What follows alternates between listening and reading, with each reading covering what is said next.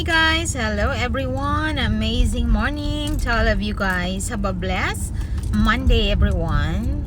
Guys, I hope you are doing well everyone. Yes, and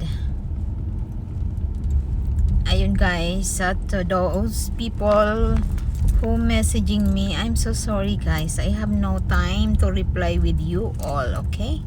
Because I am very busy of my life.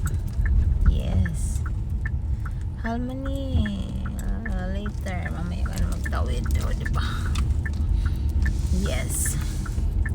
And ayun, wala akong time makipag-reply sa inyo all. I have no time to reply with you anyone, okay?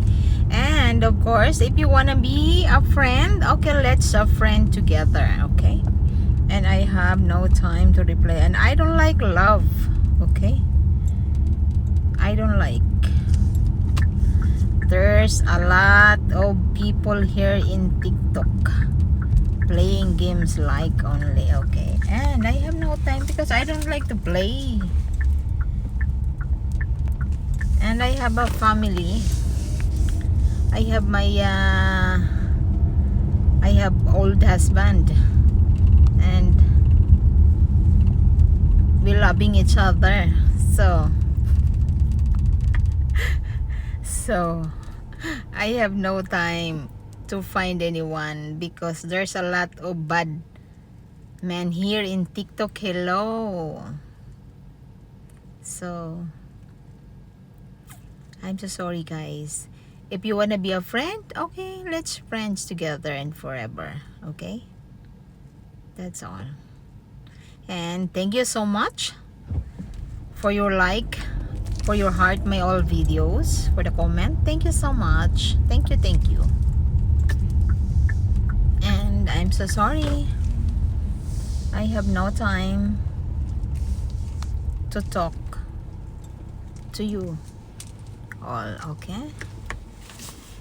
Nakakatakot magtiwala ngayon dito sa TikTok, kaya mabuti pang wag makipag kasi mahirap na dito. Mostly mga laro, at saka katulad ng friend ko lagi niyang kinikwento o ano nangyayari, kaya ako dyan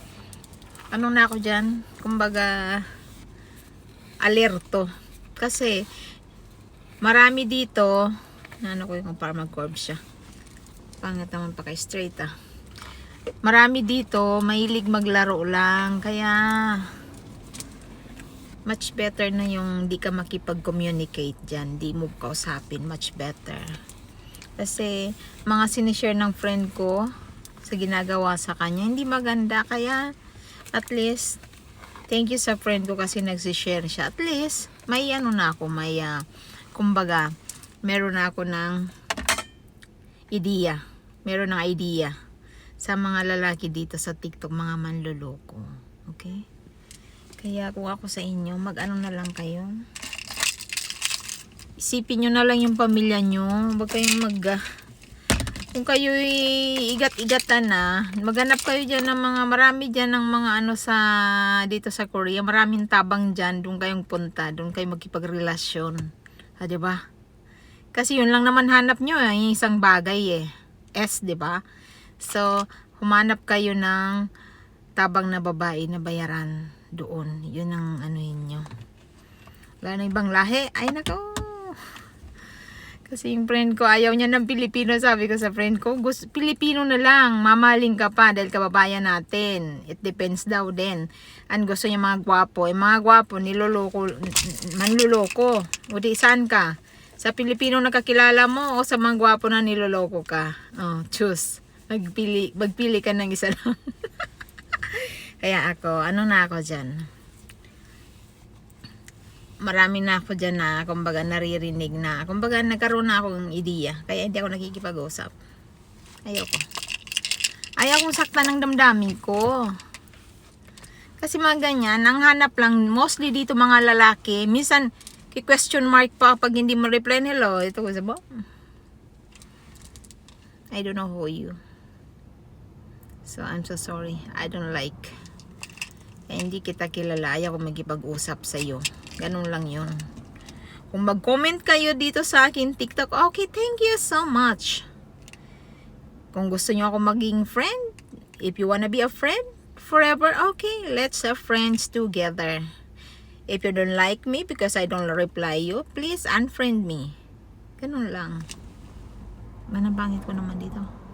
Ay, sa TikTok mo na yan ah. Ay, yung filter na yan ah. Ah, diba? Yun, kaya hindi ako nakikipag-usap guys. Kasi, nakakadala mga ganyan. Kaya mabuting huwag ka makipag-usap. Especially na ibang lahi. At ako hindi naman ako nag-iano sa ibang lahi kasi at ako ay may priority ako sa buhay. Nagpapaaral ako ng aking 2 college. Sila yung iniintindi ko. Sila ang binibigyan ko ng time, lahat-lahat. Kaya ayaw kong guluhin yung aking buhay para lang sa isang lalaki. Paano mga anak ko kung ako'y magawa ng hindi maganda. Diba? Sa iyo ng aking pinapanindigan talaga. Kasi, especially mga anak ko, mga college student yan. So, sabi ko dapat ang mami maging good. So kaya iniiwasan ko man lalaki. Iniiwasan ko magipag-usap. Siguro balang araw na lang kapag tapos sa mga anak ko.